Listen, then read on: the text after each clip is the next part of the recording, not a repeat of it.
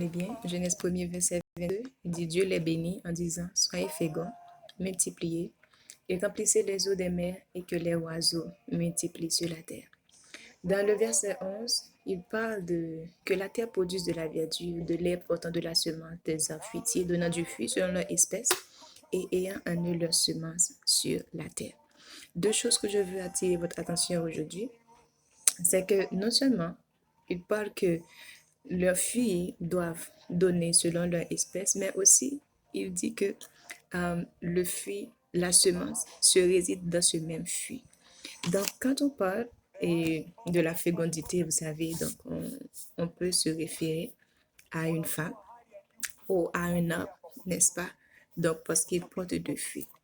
Mais je veux attirer votre attention sur ce point-là. Donc, la fécondité dont on parle, ce n'est pas la quantité de quelque chose que tu as, mais c'est combien d'autres personnes puissent être bénéficiaires de ce que tu as.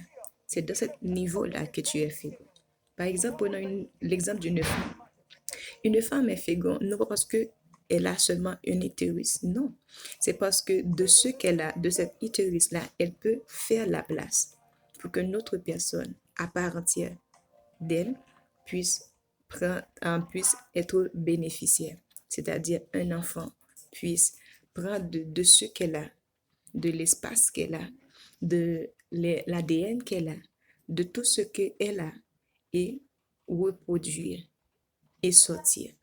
Donc, même les fruits, les arbres, tu vas voir que Jésus, quand il était en train de passer près du figuier, il est venu et il a trouvé que le figuier a les feuilles, le figuier a le potentiel, mais il n'avait pas de fruit. Le fruit n'était pas là. Donc, les d'autres personnes ne pouvaient pas bénéficier ou manger de ce que lui il porte. Qu'est-ce qu'il a fait? Il a maudit. Il a dit plus jamais, quelqu'un va prendre de ton fruit.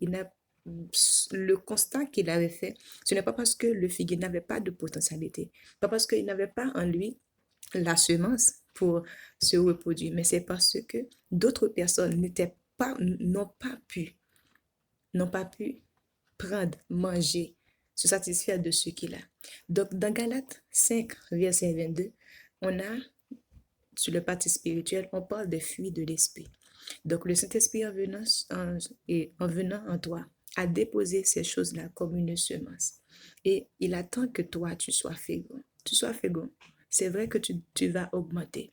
Mais cette incrémentation ou cette fécondité va trouver toute son ampleur ou sa plénitude, si on peut dire cela. C'est au niveau de personnes qui puissent être satisfaits, qui puissent être bénéficiaires de cette joie-là que tu as, de cette paix-là que tu as.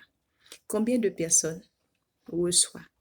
Combien de personnes a la joie? Combien de personnes a cette paix? Combien de personnes profitent de cette faveur, de cette grâce, des fruits que le Seigneur a mis en ton cœur? Donc, si personne ne reçoit, tu as l'amour pour toi, tu as la paix pour toi, tu as la paix pour toi, personne ne reçoit, personne ne peut dire que j'ai été encouragé, j'ai été aimé par toi, j'ai reçu la paix par toi, j'ai été contaminé par la bonté, par la fidélité que tu as. Tu as?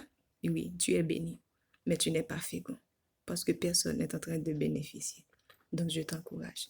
Tandis qu'on dit soyez fécond, quand on dit soyez fécond, le fruit que tu portes n'est pas pour toi, c'est pour les autres.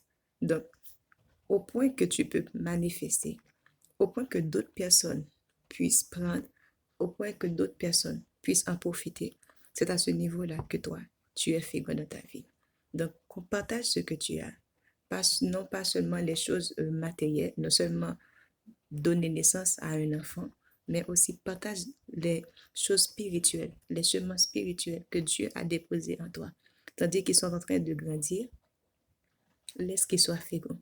Laisse que d'autres en profitent. Laisse que d'autres reçoivent ou puissent se connecter, puissent recevoir Jésus au travers de toi. Que Dieu te bénisse.